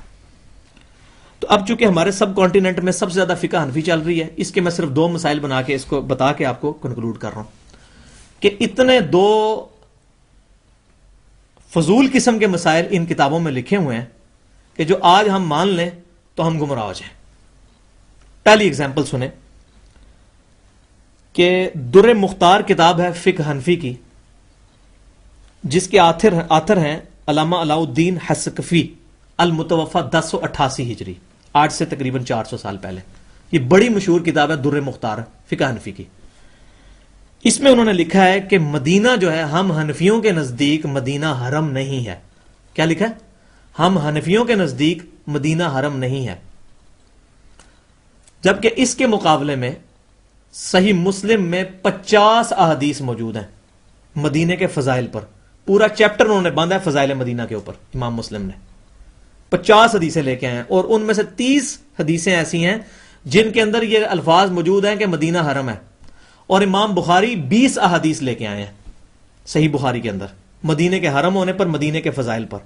نبی صلی اللہ علیہ وسلم کا فرمان ہے، اور یہ احادیث جو ہیں متواترہ ہیں. حدیث متواترہ احادیث کی ٹرمنالوجی میں اس حدیث کو کہتے ہیں جس کو کثرت سے صحابہ کرام نے روایت کیا ہو. تو مدینے کے حرم ہونے کی جو روایات ہیں سیدنا ابو ہریرہ سے بھی ہیں، سیدنا انس بن مالک سے بھی ہیں، سیدنا جابر بن عبداللہ سے بھی ہیں، سیدنا ابو سعید خدری سے بھی ہیں، سیدنا سعد بن ابی وقاص سے بھی ہیں. اس کے علاوہ کثرت کے ساتھ صحابہ کرام علیہم رضوان نے اس حدیث کو روایت کیا ہے کہ مدینہ حرم ہے. بلکہ نبی صلی اللہ علیہ وسلم کی بخاری اور مسلم کی جو احادیث ہیں ان کا کنکلوژن میں آپ کو بتانے لگا ہوں. علیحدہ سے احادیث نہیں، میں پورا کنکلوژن بتا رہا ہوں کہ اس میں نبی صلی اللہ علیہ وسلم نے مدینے کے بارے میں کیا کچھ فرمایا. پہلی چیز آپ صلی اللہ علیہ وسلم نے فرمایا، اے اللہ، سیدنا ابراہیم علیہ السلام نے مکے کو حرم بنایا تھا اور میں مدینے کو حرم بناتا ہوں. اے اللہ، مدینے کی محبت ہمارے دلوں میں مکے کی طرح کر، بلکہ اس سے بھی زیادہ کر دے. اے اللہ، مدینے کے مد میں برکت عطا فرما، مدینے کے سا کے اندر برکت عطا فرما. یہ میئرمنٹ کے وہاں پہ پیمانے استعمال ہوتے تھے، جس طرح ہم کلو کہتے ہیں یا لیٹر استعمال کرتے ہیں. اس میں برکت عطا فرما. پھر نبی صلی اللہ علیہ وسلم نے فرمایا کہ جو شخص اہل مدینہ کو تکلیف دے گا اللہ تبارک و تعالیٰ اس کو اس طرح گھول دے گا جیسے نمک پانی کے اندر گھل جاتا ہے. پھر فرمایا کہ دجال مدینے کے اندر داخل نہیں ہوگا. اللہ تبارک و تعالیٰ فرشتے مامور کرے گا مدینے کے دروازوں پر، وہ دجال سے حفاظت کریں گے مدینے کی. پھر نبی صلی اللہ علیہ وسلم نے فرمایا کہ جس شخص نے اہل مدینہ میں کوئی بدعت جاری کی اس پر اللہ کی لعنت، فرشتوں کی لعنت اور تمام لعنت کرنے والوں کی لعنت اس شخص پر جو مدینہ کے اندر بدعت کو جاری کرے. پھر آپ صلی اللہ علیہ وسلم نے فرمایا کہ جو شخص مدینے کے مصائب کے اوپر، پریشانیوں پر صبر کرے گا، میں قیامت والے دن اس کی شفاعت کروں گا. اسی لیے سیدنا عمر فاروق رضی اللہ تعالیٰ عنہ کی دعا ہے صحیح بخاری میں، اے اللہ مجھے موت دینا تو مدینے میں دینا، اور اے اللہ مجھے موت دینا تو شہادت کی موت دینا. الحمدللہ اللہ تعالیٰ نے ان کو شہید بھی کیا اور مسجد نبوی کے اندر کیا. ان کی یہ دعا قبول ہوئی. پھر نبی صلی اللہ علیہ وآلہ وسلم نے ایک بہت بڑی پیشن گوئی فرمائی کہ قرب قیامت کے اندر دین مدینے کے اندر اس طرح واپس آ جائے گا جیسے سانپ اپنے بل میں واپس آ جاتا ہے، جیسے سانپ اپنے بل کے اندر واپس. الحمدللہ ہمیں پتہ ہے، تاریخ دیکھ لیں 1925 کے اندر اللہ تعالیٰ نے اس سانپ کو واپس جو ہے اجنبیت سے نکال کے دوبارہ مدینے کے اندر واپس آیا، اور وہاں جتنی بدعات اور مشرکانہ افعال تھے ان کا اللہ تعالیٰ نے خاتمہ فرمایا. بلکہ آپ کو حیرانگی ہوگی 1925 تک خانہ کعبہ کے اندر 4 مصلے تھے. 800 سال سے یہ بدعت جاری تھی وہاں پہ. 4 مصلے. آج بھی آپ فقہ حنفی کی کتابیں اٹھا کے دیکھیں، بہشتی زیور اٹھائیں دیوبندیوں کی اور بریلویوں کی بہار شریعت، اس کے اندر لکھا ہے کہ جی 4 مصلے ہیں. فقہ حنفی والا مصلہ جو ہے وہ باب الفتح کی طرف ہے، وہاں آپ نے وہاں نماز پڑھنی ہے. اور وہاں کیا تماشے ہوتے تھے 800 سال سے، جب حنفی عصر کی نماز پڑھ رہے ہوتے تھے تو شافی کہتے تھے اب تو ٹائم ہی ختم ہو گیا، اور جب شافی پڑھ رہے ہوتے تھے عصر کی نماز تو وہ کہتے تھے ابھی تو ٹائم ہی داخل نہیں ہوا، حنفی کہتے تھے. یہ لڑائی جھگڑا چلتا رہا، لیکن نبی صلی اللہ علیہ وسلم کی پیشن گوئی کہ دین قرب قیامت میں مدینے میں واپس آئے گا. اللہ بلکہ صحیح بخاری میں حدیث ہے کہ دین 2 مسجدوں میں واپس آ جائے گا، مسجد الحرام اور مسجد نبوی کے اندر. 1925 کے اندر اللہ تعالیٰ نے یہ ریولوشن لائی، اور وہاں پہ الحمدللہ جو وہاں پر اس طرح کی خرافات تھیں وہ انہوں نے ختم کر کے 4 مصلے اٹھا کے، اور دیکھیں گے ان کی کتنی بدبختی تھی کہ یہ 4 مصلے نبی صلی اللہ علیہ وسلم کی تعلیمات پہ نہیں تھے. قرآن پاک میں اللہ تعالیٰ سورۃ البقرہ میں فرماتا ہے کہ ابراہیم کے کھڑے ہونے کے مقام کو مصلی بناؤ، اور یہ 4 میں سے کوئی بھی مصلی مقام ابراہیم پہ نہیں تھا. اب الحمدللہ مقام ابراہیم پر امام کعبہ کھڑا ہوتا ہے اور بدعت اٹھ کی. اور میں سوچتا ہوں یہ اتنی بڑی خوش نصیبی ہے کہ اس وقت جو غیر مسلم جتنی تیزی سے مسلمان ہو رہے ہیں، 11 ستمبر 2001 کے بعد 34,000 امریکن 9 مہینے میں مسلمان ہوئے ہیں قرآن پڑھ کے، اور اس سے لے کے اب تک 7 سالوں میں روزانہ 400 بندہ مسلمان ہو رہا ہے. یہ جب مسلمان ہو کے خانہ کعبے میں جا کے 4 مصلے دیکھتے ان کے دل پہ کیا گزرتی، شاید دین ہی چھوڑ جاتے. اس طرح ہوا بھی ہے کئی ملکوں میں، جب ان کو بتایا کہ نہیں آپ نے اسلام بھی قبول کرنا ہے، اس کے بعد ایک اور 4 بندے ہیں ان کے اوپر بھی ایمان لے کے آنا ہے آپ نے. ایک حنفی پہنچے ان کا نہیں امام حنیفہ پر ایمان لے کے آنا ہے، پھر شافی پہنچے ان کا نہیں ان کے اوپر ایمان لے کے آنا ہے. یہ باقاعدہ پریکٹیکلی جاپان کے اندر ہوا ہے. یہ سعودی عرب سے کتاب نکلی، اس میں نے پڑھا ہے بڑی ڈیٹیل کے ساتھ یہ فتنہ. تو الحمدللہ اللہ تعالیٰ نے یہ برکت دی اور دین جو ہے واپس مدینے کے اندر آ گیا. تو اب حدیث متواترہ کا انکار کفر ہے. جو آج مدینے کو حرم نہیں مانتا نا ان احادیث کے باوجود، وہ کافر ہے، کیونکہ حدیث متواترہ کا انکار ہے. لیکن فقہ حنفی کہتی ہے کہ یہ مدینہ حرم نہیں ہے. لیکن آج الحمدللہ فقہ حنفی کے لوگوں نے بھی یہ مان لیا ہے کہ ہمارا مسئلہ غلط تھا اور رجوع کر لیا. اس وقت دیوبندی بھی مدینے کو حرم مانتے ہیں، بریلوی بھی، بلکہ بریلوی آپ کو پتہ ہے مدینہ مدینہ ہی کرتے ہیں. اللہ کرے کہ یہ ان کا دل تک بھی پہنچ جائے کہ مدینے کی جو مدینے والی سرکار کی جو تعلیمات ہیں اس کو بھی حرزِ جاں بنائیں، خالی شہروں کے ساتھ نسبت نہ کریں. اچھا، دوسری اگزامپل ہے موطا امام مالک کے، موطا امام محمد. امام محمد شاگرد ہیں امام حنیفہ کے، انہوں نے ایک کتاب لکھی ہے الموطا امام محمد. اس کے اندر ان کی وفات ہوئی ہے 179 ہجری میں، 199 ہجری میں، 189. تو انہوں نے موطا امام محمد میں لکھا ہے کہ عقیقہ کرنا یہ مکروہ ہے اور زمانہ جہالیت کی رسم ہے. انہوں نے بھی لکھا ہے. اور فتاوی عالمگیری ملا نظام الدین صاحب ایک ان کے فقہ حنفی کے عالم گزرے، انہوں نے لکھی ہے، 1157 میں وفات ہوئے ہیں. اس میں بھی یہ چیز لکھی ہے کہ مکروہ ہے عقیقہ کرنا اور زمانہ جہالیت کی رسم ہے. جبکہ صحیح بخاری میں پورا چیپٹر ہے، اس کا نام ہی ہے کتاب العقیقہ، جس میں امام بخاری رحمۃ اللہ علیہ احادیث لے کے ہیں کہ نبی صلی اللہ علیہ وسلم نے فرمایا کہ جب بچہ پیدا ہو تو اس کے عقیقے کے لیے خون بہاؤ تاکہ اللہ تعالیٰ اس سے گندگی کو دور کر دے. اور جامعہ ترمذی اور ابن ماجہ کی حدیث ہے، نبی صلی اللہ علیہ وسلم نے فرمایا کہ عقیقہ کرو 7ویں دن، پھر بچے کا نام رکھو، لڑکے کی طرف سے 2 بکرے کرو، لڑکی کی طرف سے 1 بکرا کرو، اور پھر بال بھی منڈوانے کے بعد اس کا نام بھی رکھو. تو نبی صلی اللہ علیہ وسلم کی واضح احادیث ہیں کہ عقیقہ کرنا یہ گندگی کو دور کرتا ہے. بلکہ جامعہ ترمذی کی حدیث میں یہ بھی ہے کہ نبی صلی اللہ علیہ وسلم نے فرمایا کہ بچے کی صحت گروی ہوتی ہے عقیقے کے عوض. جب آپ عقیقہ کرتے ہیں تو اس کی صحت بحال ہوتی ہے اور اس سے تکلیف دور ہوتی ہیں. اب یہ کتنا بڑا بلنڈر ہوا ہے، یہ ہو جاتا ہے کیونکہ اللہ تبارک و تعالیٰ نے آئیڈیل بنایا صرف سیدنا محمد رسول اللہ صلی اللہ علیہ وسلم کو. آپ صلی اللہ علیہ وسلم کے بعد تو کسی سے بھی غلطی ہو سکتی ہے، اور ہمارا حسن ظن ہے یہ غلطی اس لیے کہ ان تک یہ چیزیں پہنچی نہیں تھی، یہ احادیث پہنچی نہیں تھی. تو آج الحمدللہ اس وقت بھی چاہے وہ دیوبندی ہوں، بریلوی ہوں، وہ اپنے آپ کو احناف کہتے ہیں، لیکن وہ بھی عقیقہ کرواتے ہیں اور وہ اس چیز کو مانتے ہیں. تو ظاہر ہے کہ میرا خیال ہے کہ اگر وہ اس چیز کو مانتے ہیں تو پھر ان کو اپنے آپ کو یہ کہنا چاہیے کہ ہم 100% مقلد نہیں کسی امام کے، بلکہ ہم جو چیز بھی حدیث کے خلاف آئے گی، قرآن کے خلاف آئے گی، ہم اپنے امام کا قول چھوڑ دیں گے. جب یہ قول پریکٹیکلی چھوڑ چکے ہیں وہ، تو باقی چیزیں بھی جو فقہ حنفی میں خلاف سنت ہیں ان کو چھوڑ دینا چاہیے. تو اب میں آپ کو مشورہ یہ دوں گا، یہ میرے تینوں لیکچر جو ہیں ان کا کنکلوژن یہی ہے کہ آپ خود تحقیق کریں کہ کون سے لوگ حق پر ہیں، کون سے مسائل حق کے اوپر ہیں. انشاءاللہ تعالی حق ضرور ملے گا. خدا کی قسم حق اتنا آسان ہے اور کرسٹل کلیئر ہے کہ اگر کوئی شخص اخلاص کے ساتھ نکلے نا، اس کو آج بھی پتا چل جائے گا کہ کون سا عقیدہ جو ہے ما انا علیہ و اصحابی پر چلتا آ رہا ہے پچھلے 1400 سال سے. لیکن تحقیق ضروری ہے. ہم نے بچہ اسکول میں داخل کرانا ہوتا ہے، 10 بندوں سے پوچھتے ہیں یہ اسکول کیسا ہے. آپ کے کوئی بہت بڑے بزرگ ہوں، کسی ٹاٹ والے اسکول کا مشورہ دے دیں کہ جی اس میں اسکول میں بچے کو داخل کراؤ، ہم ان کی بزرگی کو جو ہے وہ سائڈ پہ رکھ دیں گے، کہیں گے ٹھیک ہے بزرگ ہیں لیکن عقل بھی تو اللہ نے دی ہوئی ہے نا، یہ کہیں گے. اسی طرح میں اکثر اگزامپل دیتا ہوں کہ آپ نے ٹیپ ریکارڈر خریدنا ہے، آپ جاتے ہیں دکان کے اوپر، آپ اس کو کہتے ہیں یار مجھے میڈ ان جاپان کوئی دکھاؤ ٹیپ ریکارڈر میں نے خریدنا ہے، اور آپ کو ٹیپ ریکارڈر دیکھتا ہے، آپ اس کو یوں کر کے نیچے سے دیکھتے ہیں، اس پہ لکھا ہوتا ہے میڈ ان چائنا. آپ اس کو کہیں گے یار یہ اس پہ تو میڈ ان چائنا لکھا ہے، اوکے نہیں یہ ویسے لکھا ہوا ہے، یہ میڈ ان جاپان ہے.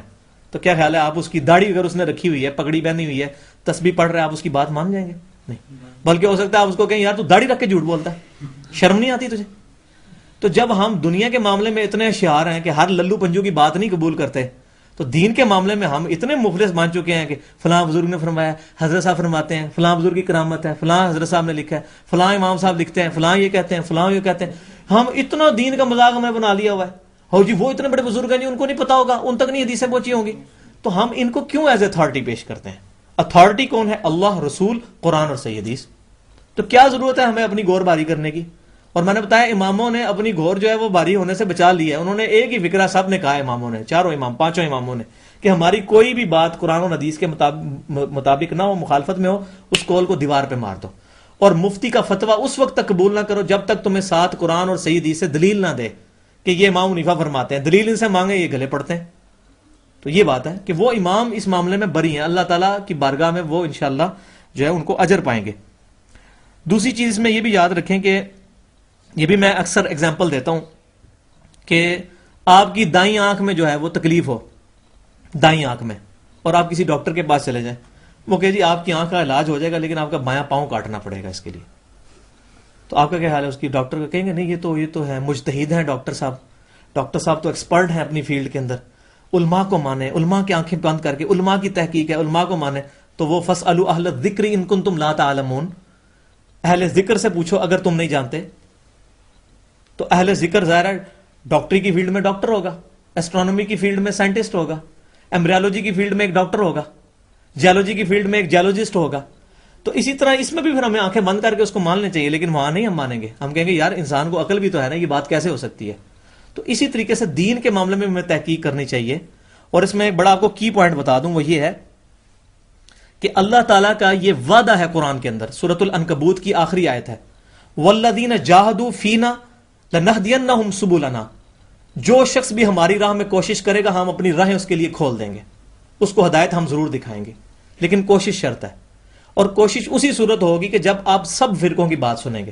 ایک بندہ ایران میں پیدا ہوا ہے، ٹھیک ہے جی، وہ پوری زندگی اگر رافضی علماء کو ہی ملتا رہے گا، شیعہ کو، تو وہ تو پھر شرک کے اوپر ہی دنیا سے چلا جائے گا۔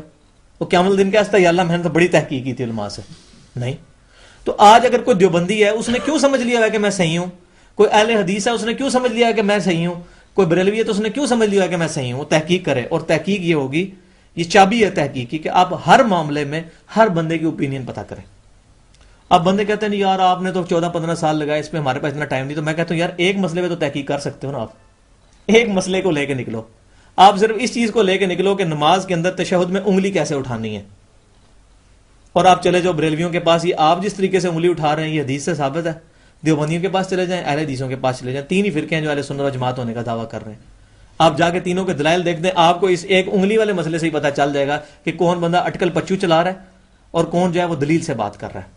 کیونکہ اللہ تبارک و تعالیٰ فرماتا ہے سورۃ الانعام کی 116 نمبر آیت کے اندر کہ اس زمین پر بسنے والوں کی اکثریت یہ ہے، ان لوگوں پر مشتمل ہے کہ اگر آپ ان کا کہنا ماننا شروع کر دیں تو وہ آپ کو اللہ کی راہ سے بہکا دیں گے۔ ان یتبعون الا الظن، یہ محض اپنے گمان کی پیروی کرتے ہیں اور اٹکل پچو چلاتے ہیں۔ اور سورۃ النجم کے اندر اللہ تبارک و تعالیٰ 28 نمبر آیت کے اندر فرماتا ہے وَإِنَّ الظَّنَّ لَا يُغْنِيَ مِنَ الْحَقِّ شَيْئًا، اور گمان جو ہے حق کے مقابلے میں کوئی شے نہیں ہے۔ اسی لیے سورۃ الاحقاف کے پہلے رکوع کے اندر نبی صلی اللہ علیہ وسلم کو اللہ تبارک و تعالیٰ نے فرمایا یہ کافر آپ سے بحث کرتے ہیں نا، آپ ان کو کہیں کہ اٹکل پچو مت چلاؤ، مجھ سے بحث کرنی ہے تو اللہ کی کتاب سے کرو، یا انبیاء کی وحی میں سے کوئی علم چلتا ہوا تمہارے پاس آ رہا ہو اس سے میرے ساتھ بحث کرو۔ قرآن میں کئی جگہ ہے قل ہاتوا برہانکم ان کنتم صادقین، اے نبی ان سے فرماؤ کہ اگر تم سچے ہو تو اپنی دلیل پیش کرو، اٹکل پچو نہ چلاؤ کہ فلاں نے فرمایا، فلاں بزرگ نے، ہم تو دیکھتے آ رہے ہیں، ہم نے تو اپنے آباء و اجداد کو اسی مذہب پر پایا ہے۔ یہ تقلید یہی ہے نا، آباء و اجداد کو اسی مذہب پر پایا، تو آباء و اجداد کو اسی مذہب پر پایا، یہی تو کافر رسول اللہ صلی اللہ علیہ وسلم کو کہا کرتے تھے۔ قرآن میں کتنی آیات موجود ہیں اس کے اوپر، تو ہم تحقیق کریں، انشاءاللہ اللہ تعالی ہمارے لیے راہیں کھولے گا۔